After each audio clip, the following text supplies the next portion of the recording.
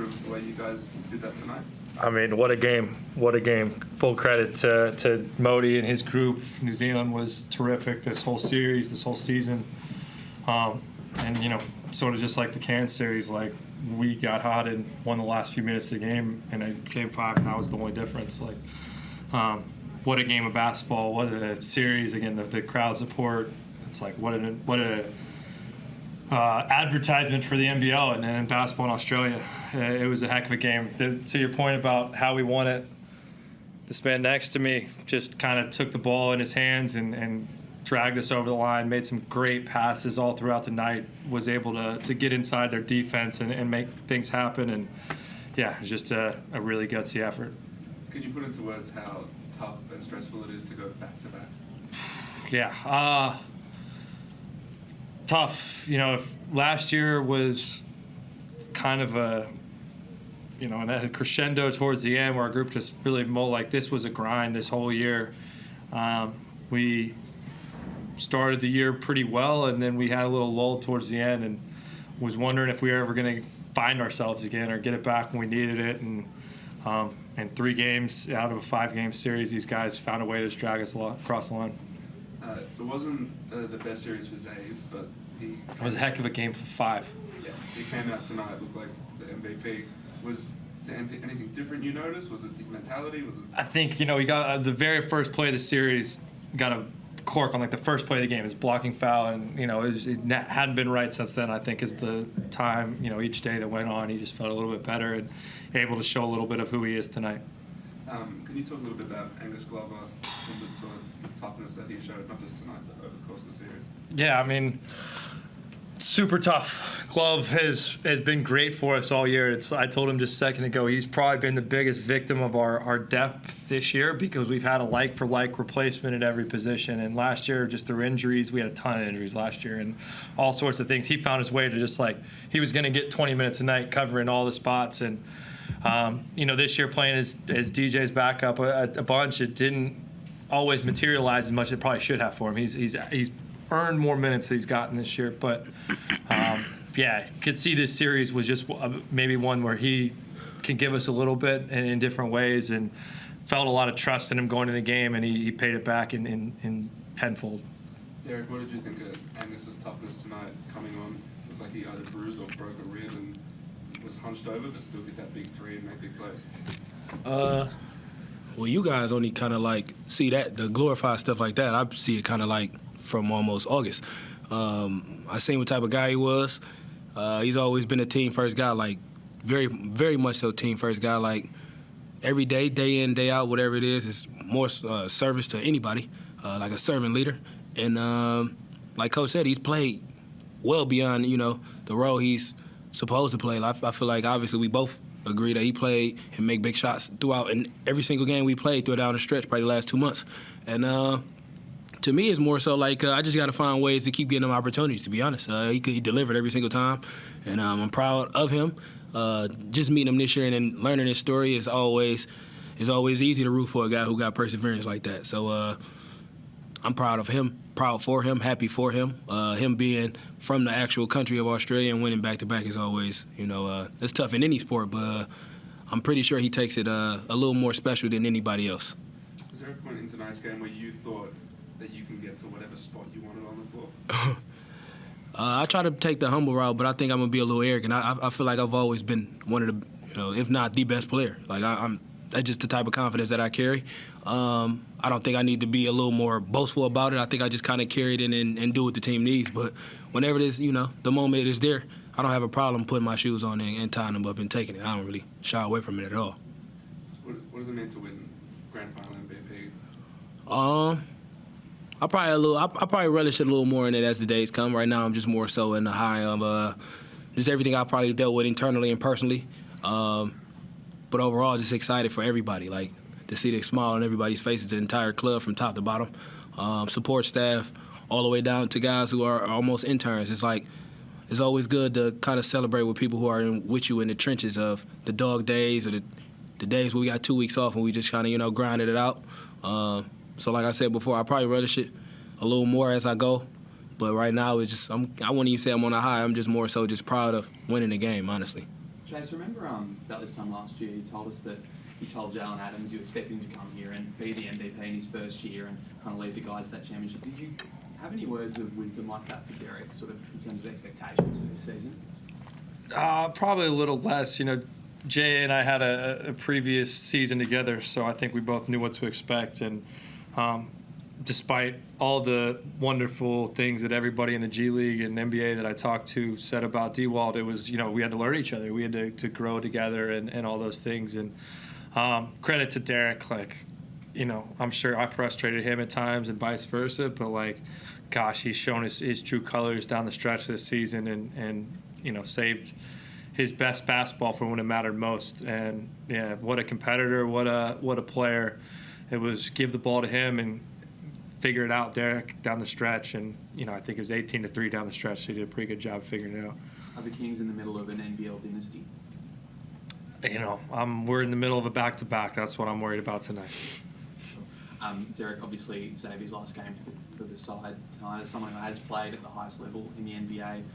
What do you see in him that'll make him a good fit over there? We had a couple of talks probably about 2 nights ago, probably after our last loss. Just, I think Chase can kind of attest to it, man. It's just situation to fit is everything. And I think the more you can adapt, the longer you can kind of survive.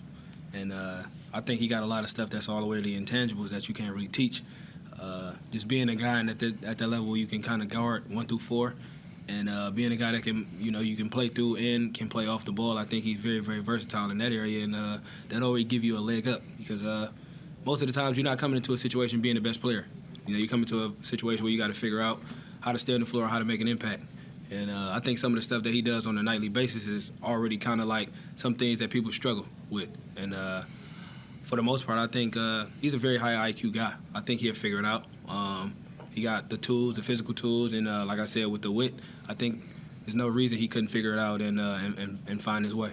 What's he been like as a teammate? Competitor. I mean, shit. That's all I can say, man. Like, yeah, I'm pretty sure there's times where Chase kind of got to I wouldn't say calm us down, but kind of like, you know, kind of let the bickering go, because I'm not a guy that's going to back down, and neither is he. So shit. Yeah, I'm the calm voice. I give you credit on that one. But for the most part, man, it's just 1 through 5, I think everybody's did a good job. But of him being the guy that got probably the most experience in the league, alongside Bruce, he just did a good job of kind of like giving guys a heads up what was to come. Chase, obviously yourself and Matt copped a little bit from the NBL over some comments after Game 4. Is it all kind of all fair and love and war, patch it all up after the game, or part of the theatre, those sorts of comments? Yeah, I mean, Matt, credit to his group and what they were able to accomplish this year. Again, what a team, what a season. Modi and all their guys. They're just, what a tough team. Yeah. Chase, what would you like to say to all the fans that supported you throughout the season? Yeah, thanks. I think we've helped shape or change maybe the narrative of basketball fandom and whatever you want to call it in Sydney. You know, everyone likes to jump on the bandwagon and talk shit on the Kings, but set records left and right this year. Had more fans in the building over and over again than anybody else. Just a credit to them to come out, you know, on 2 days' notice of a sale and to have the place packed tonight and have it the atmosphere that it was. We don't win that game without the support of the fans down the stretch. And Derrick, how was that playing in front of that crowd? They're all for you. Cheered every basket, every play. Even, you know, when they stuffed up one, there was a big cheer. That must give you a lift. I try not to be as calm as possible, but like, I mean, for the most part, man, I try to stay within the moment. In runs, of course, I hear it. Of course, like I said, I thank the Sydney faithful, of course. But, man, I got so much other stuff I need to do while on the court. It's so hard to focus on, you know, the crowd. So they always show up and show out for every single game in every way, shape, or form, whether it be internet posts, comments on and off. In every way, shape, or form, they've always been supportive. And I don't have nothing but good things to say. And just back to Angus, he made a play. I think he was going for 3, hit the side of the backboard, came back into his arms, and he's run up and dunked it. That lifted team, it seemed to be a bit of a turning point or get you a bit of momentum. I mean, or just a play. I mean, I think when you've seen the game and how it was going in the first couple of minutes, I think me and Chase, of course, and anybody that's played this team multiple times now, I just know when it's those type of games, like down the stretch, when they get to 1, 2, possession games, every basket matters. And like I said, he's been a team first guy, and sometimes it's his time to take the credit. Like, you miss a shot, nobody ever hangs ahead. And as you see, he missed a shot and It was a go tough get miss. it. I mean, it was a double clutch. Like, it was a brutal one. That just shows the type of guy he is. He go right back out there and go dunk it. So, I mean, it's a big momentum lift for us and a big sigh of relief, of course, down the stretch. Does he dunk it much? Is that part of his game, or is it he does a bit? Yeah, he got bounce for sure. Okay. Derrick, you've had a storied career across multiple countries. Where does this moment rank among all your accolades? You know what the best thing I can say about this is I haven't really kind of been on a team that got as much camaraderie since probably around college, just based on the culture of every NBA and just being in places for umpteen months.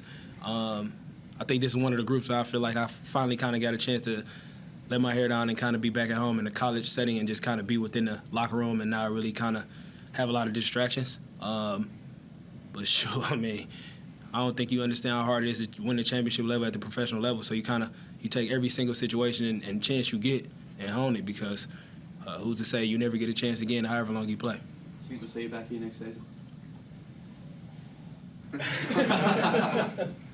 I mean, I think we all got goals and aspirations that we love to meet. As great as this one was, I think when it's all said and done, we'll just make the educated decision for us all individually. You've got the goggles with you at the moment. How are you planning to celebrate tonight? I mean, my girl came in town from Detroit. She's been gone for about a month. We probably just kind of hang with the guys for a moment, and I'm tired, bro. I'm gonna go lay down. I'm sure he'll be up late. I'm gonna be knocked out, bro. Matty McQuaid. Yeah, thanks, Chase. In 2004, there was a Game 5 at the City Entertainment Centre, and the team was down by 7 with 3 minutes to go and ran off 18 straight. You guys were down by 7 in the fourth quarter, ran off 14 straight. Can you just talk to that quickly about, there's amazing parallels between the back-to-back championships, but in particular that run when you absolutely needed it the most? Yeah, I was giving the ball to Derrick, and we were basically running this play that said, Derrick, go beat your man and we'll play off you. And he did it time and time again. But you can't only make a run at one end. I thought our stops at the other end, too. I mean, I think X had a blocked a lob, and another one he might have knocked off the rim. Just, huge plays, huge rebounds that set all that up. But yeah, it was give the ball to Derrick and get the hell out the way, and he made some unbelievable plays down the stretch. You became the second team to go back-to-back twice, joining the Perth Wildcats. What does that mean to you right now? The history of the league, I don't want to belittle it at all, but I don't really care about anything in our group winning 2 and just winning tonight. I'm so happy for the new guys who get to experience this together, and for the guys who have been back and been a part of both. Yeah, it's pretty special. But yeah, we're working on our own group and not worried about other teams or clubs. Sure. Records. What comes next for you, mate? I mean, obviously celebrating. A lot of alcohol. Yeah. And then a baby in a few weeks. So we'll focus on those two things, and alcohol and baby, and we'll work from there. All right, I'll leave you to it, mate. Congratulations. Thanks, Matty. You good, boys. Thank you all. Thanks, You got one more, Alex, or you good? Mama, I love you. Okay, fair enough. One last question. Thank you, guys.